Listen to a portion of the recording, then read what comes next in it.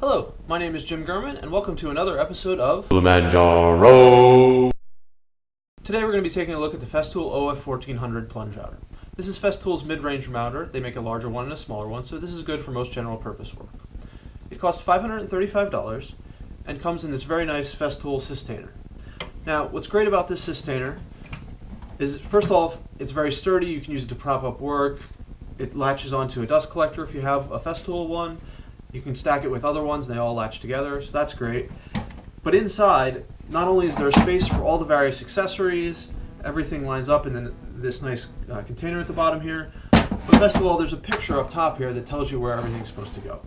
I found that with a lot of boxes, you take everything out, you can never get it to go back in where it's supposed to be. But with a picture up here, it's easy to figure out where everything goes. So inside the box, not only do you get the router, you get a 24mm wrench for changing bits, a dust shroud for doing surface work, another dust shroud for doing work on the side of a part. You get 3 collets. You get a 1/4-inch collet, an 8mm collet, and a 1/2-inch collet, which is installed right now. You also get this bit here, which is good for holding these brass templating jigs. And lastly, you get these 2 guide rods. Now, these rods by themselves are not very useful. However, they're used with the optional accessories that Festool sells for it. This is the depth guide, which costs about $50. I'll be reviewing this separately. And this is the edge guide, which is $75, and I'll also have a video on that later. Okay, let's take a look at some of the features of the router. On the handle here is the plug for the cord. Now, this is a big motor, and so it uses the thicker gauge cord that Festool sells. There's a speed control up here. There's the trigger here and the trigger lock here, so if you pull this up then push that down, it's going to stay on. On the other side here, there's the turret control. This will allow you to adjust your depth very precisely, and you can have a couple different depth stops here if you want to take different steps and get to your final plunge. This knob here allows you to, in 1mm increments, control your depth very accurately. Up front here, there's a little lock to lock the guide rods that are used with those optional accessories. And there's these 2 clips here to clip in the templating bit. Now, the plunge mechanism on this router is a little unconventional. Most use a little lever here to control the plunge. You twist this knob here. I'm not the biggest fan of it. I find the lever's a little bit easier to use. However, the plunge mechanism is fantastic. It doesn't bind if you push only on one side.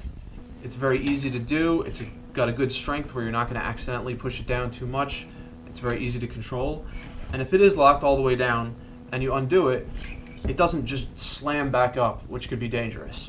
The last thing you may have noticed is the switch right here, which is used for bit changes. This Festool router has a ratcheting mechanism that I'll show you in just a minute, and it makes it so that you only need 1 wrench to change the bit. To change the bits on this router, you simply slide it in, push it all the way down, and then pull it out a little bit. You don't want it to bottom down, or it might get stuck when you try to take it apart. Then you push down on whichever side is neatly shown with the picture.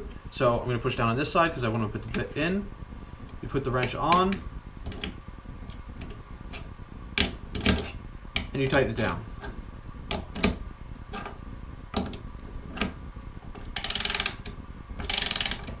Now you'll see this router ratchets like that, which is nice, but it's not the most easiest thing to use. You'll see when it was first real loose, the ratcheting doesn't work.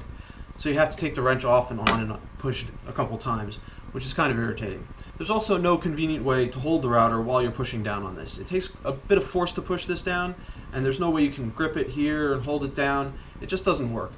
You basically have to let it go and then wait until this contacts on the side, and that's the way to stop it. I know some people really like this mechanism, but I've found that on other routers where they just have a little push stop and you just easily hold that down and then you can turn it, I found that to work a lot better. I've got the router set up, got my safety glasses on, so I'm ready to take a couple of passes here. A couple things to notice on the base first. First off, there's this center line marker here, so you can easily align it if you're trying to line it up on the center.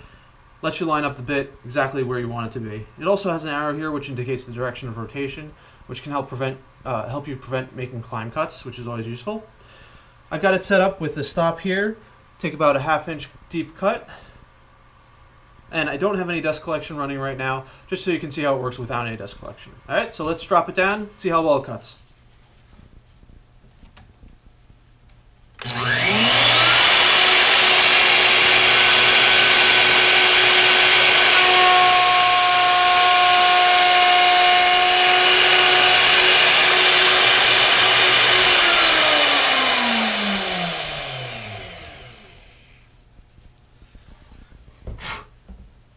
So you can see, made a very nice pass, no chattering, very stable, easy to use, very easy to control. I was able to lift the plunge up without it wiggling or moving out of control at all.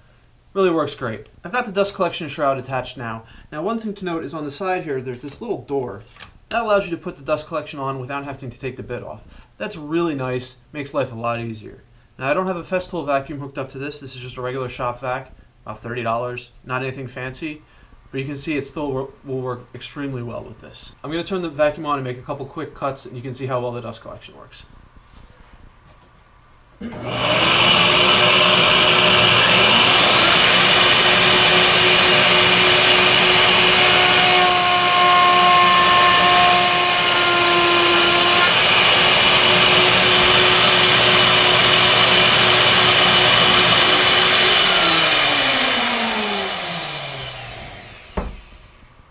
So you can see the only place there's chips left are where they get wedged in this cut. That happens with a 1/4 inch bit. There's not really anything you can do about it. You can just pull the vac out later and suck them up. But they don't go flying everywhere. It doesn't make a big mess. There's nothing on the floor. There's no extra cleanup to do. It's really great. Festool also includes this chip catcher for edge cutting. If you're going to be making a round over cut, something like that, you can put this on. It does a fantastic job of getting most of the chips. Now, it's not going to be perfect. There's still space where little pieces can go flying out, but it gets the vast majority of it and keeps it all contained and doesn't make a mess. At the end of the day, everybody wants to know if this router is worth it. That's the big question with all the Festool products. They're all very expensive, and everybody wants to know if they're worth the money. It's really up to you. It depends on how much you value your money versus your time, if you're using it in a professional environment versus a hobby environment. It's really up to you. However, it is a very expensive router, and by itself, it's really not all that much better than most other routers.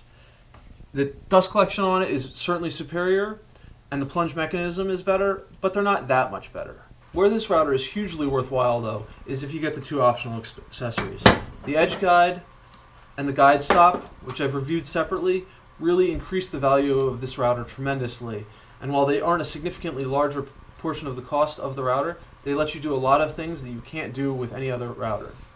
Thanks for watching. If you've enjoyed this video, I'd love to have you subscribe. I try to post a new tool video every 2 weeks or so.